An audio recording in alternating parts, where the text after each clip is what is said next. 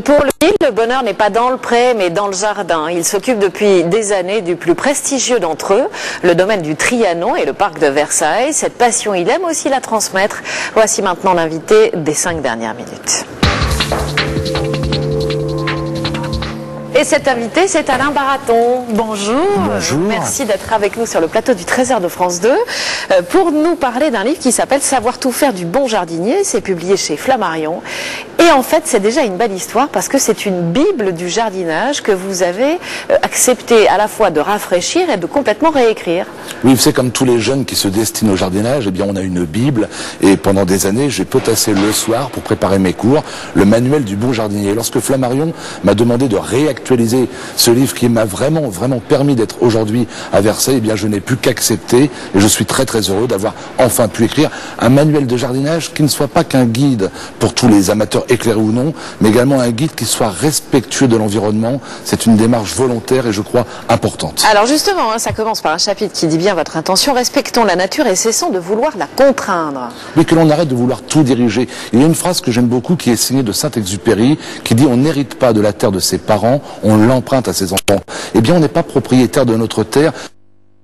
Plantes sur notre balcon. Nous en sommes conservateurs. Notre rôle, c'est transmettre aux générations futures un environnement au minimum dans le même état dans lequel nous l'avons trouvé. Ce qui est loin d'être le cas pour l'instant. Alors, est-ce que vous pouvez nous donner des conseils pratiques, tout bêtes, j'allais dire, pour pouvoir jardiner en respectant la nature? Bien déjà en respectant le rythme de la nature. Cessons de vouloir produire hors saison des fruits ou des légumes. Cessons de mettre des plantes qui ne sont pas adaptées à un climat. Cessons également de vouloir planter de gigantesques végétaux lorsque l'espace est restreint. Cessons de planter des arbres qui aiment la chaleur, les fruitiers en particulier, au nord de la Loire. Il faut accompagner le jardin, mais il ne faut pas le contraindre. Alors justement, ce qui est bien dans votre livre, parce que c'est très concret, c'est qu'il y a des calendriers à chaque mois de l'année, et puis aussi pour chaque plante, quelle est l'époque à laquelle on doit la planter. Enfin vraiment, il y a des conseils extrêmement pratiques. Je crois qu'un jardin, ça doit être un moment de plaisir. Il ne faut pas que ce soit une contrainte et un empêchement de vivre une vie normale. Et effectivement, le calendrier permet,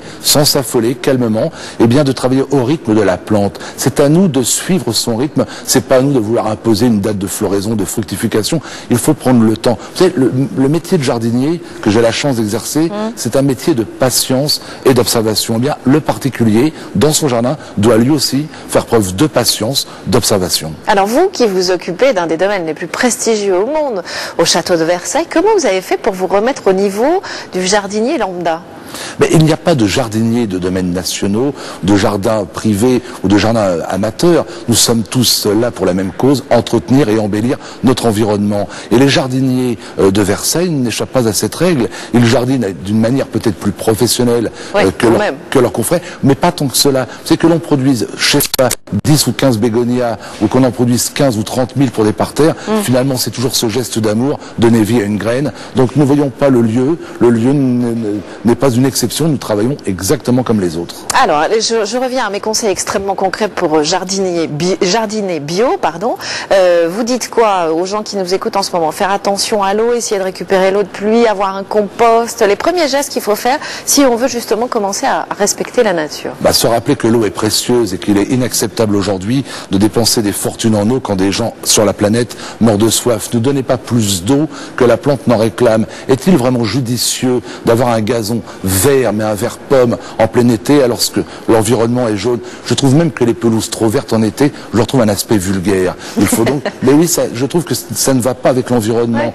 Il ne faut pas non plus vouloir produire beaucoup de gros fruits. Il faut simplement récolter en quantité raisonnable, ne pas gâcher, tailler ce qui doit être taillé, ne pas vouloir jouer également l'ayatollah du sécateur, ne pas mettre de produits. Les produits, il faut savoir que les produits... Alors justement, c'est un grand débat ça aujourd'hui. Les pesticides, on en utilise, on n'en utilise pas? Écoutez, vous citez l'exemple de Versailles. Jusque dans les années 1990, nous bombardions les jardins d'insecticides. Nous avons totalement arrêté d'en épandre il y a à peu près 7-8 ans. Le constat, nous avons toujours de très belles fleurs, nos arbres sont en pleine forme, les insectes sont peut-être revenus, mais avec le retour des insectes, le retour des mésanges, le retour des hirondelles, et en fait on se rend compte... Et la pollinisation. Et la pollinisation, c'est très important bien sûr. Bon, merci à vous Alain Baraton. Votre livre, Le savoir tout faire du bon jardinier, chez Flammarion, est une bible du jardinier bio qui est vraiment très intéressante. le jour du mois de janvier au mois de décembre. Merci à vous. Merci. C'est la fin de